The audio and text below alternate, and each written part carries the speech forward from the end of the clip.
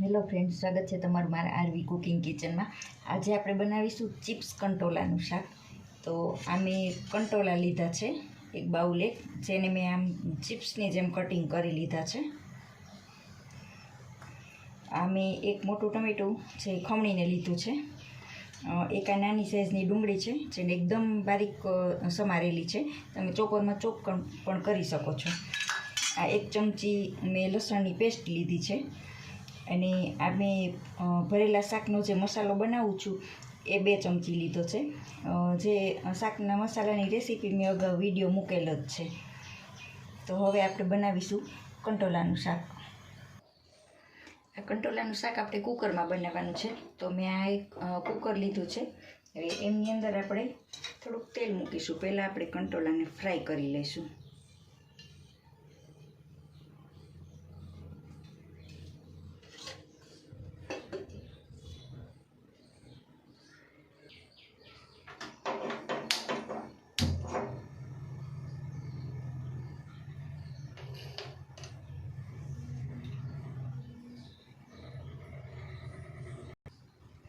જો ફ્રેન્ડ્સ, હવે આપણું તેલ સરસ ગરમ થઈ ગયું છે. તો આપણે આ કંટોલાને એમની અંદર નાખી દઈશું.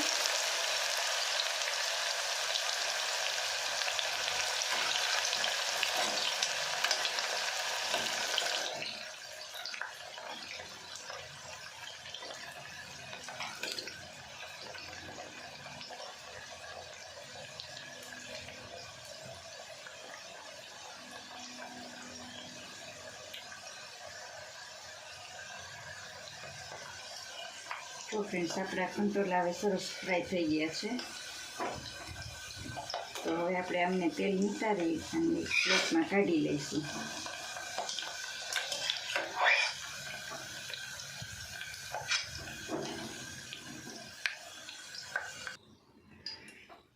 આપણે કંટોલા કાઢી લીધા છે.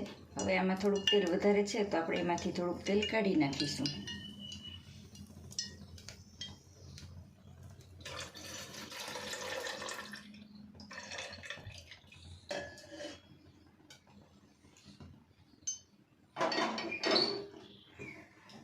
આપણું તેલ ગરમ જ છે. તો હવે આપણે તેમાં આનો વઘાર કરી નાખીશું. તો મેં 1 ચમચી જેટલી રાઈ નાખી છે.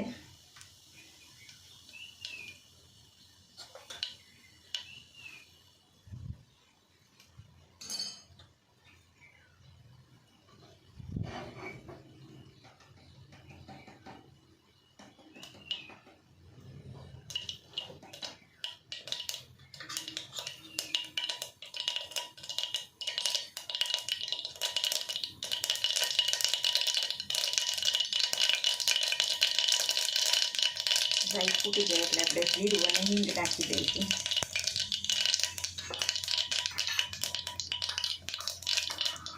આપણી જ્યાં લસણની પેસ્ટ છે એ ઉમેરી દઈશું. અને આપણે કાંદા સમારીને રાખ્યા છે એને હલાવી દઈશું.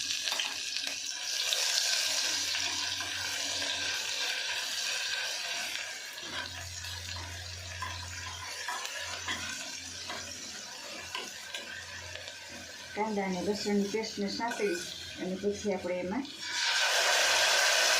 ટમેટાની ગ્રેવી ઉમેરી દઈશું.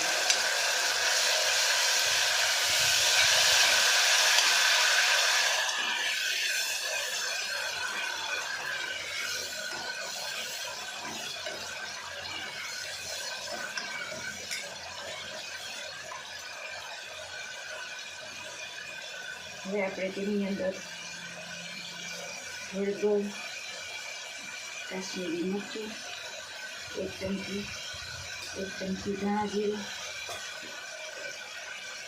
અને સ્વાદ પ્રમાણે આપણે નમક ઉમેરી દઈશું. કંટોલાનું શાક છે એટલે એમાં તેલ થોડુંક વધારે જ જોઈએ છે. હવે ગ્રેવી સરસ પાકી જાય અને આપણું તેલ સરસ છૂટું પડી જાય પછી આપણે એની અંદર કંટોલા ઉમેરી દઈશું. જો ફ્રેન્ડ્સ, હવે આપણું તેલ સરસ છૂટું પડી ગયું છે. તો હવે આપણે આ ફ્રાય કરેલા કંટોલા એમાં ઉમેરી દઈશું.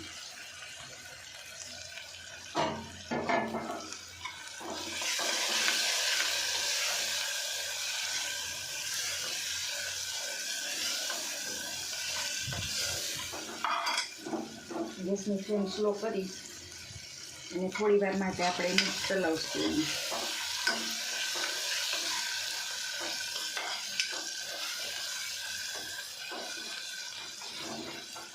તો ફ્રેન્ડ્સ, હવે સરસ તેલ છૂટું પડી ગયું છે. તો હવે આપણે એની અંદર પાણી ઉમેરી દઈશું.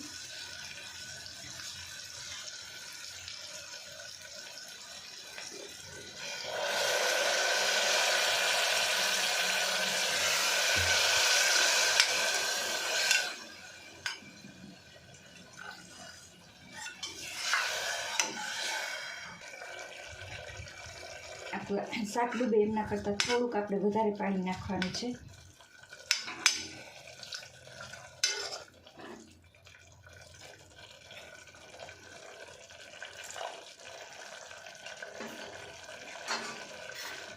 હવે આપણે જ્યાં ભરેલા શાકનો મસાલો રાખ્યો છે એ એમાં નાખી દઈશું.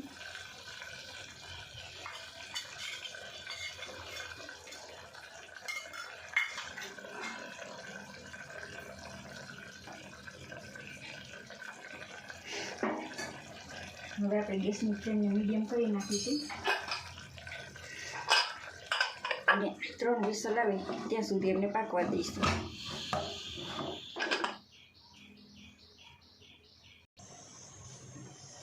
જો ફ્રેન્ડ્સ, આ 3 વિસલ થઈ ગઈ છે. આપણે ગેસની ફ્લેમ બંધ કરી દીધી છે અને હવે કુકર ઠંડુ થઈ જાય પછી આપણે એમને નીચે ઉતારી લઈશું. જો ફ્રેન્ડ્સ, આ વરાળ નીકળી ગઈ છે. તો હવે આપણે કુકર ખોલીને ચેક કરી લઈશું.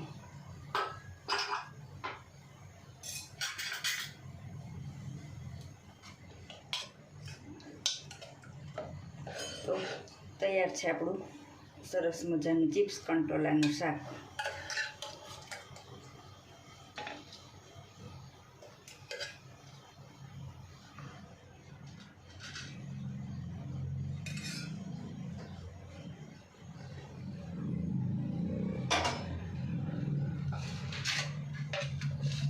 હવે આપણે એમને ધાણાભાજી વડે ગાર્નિશ કરી દઈશું.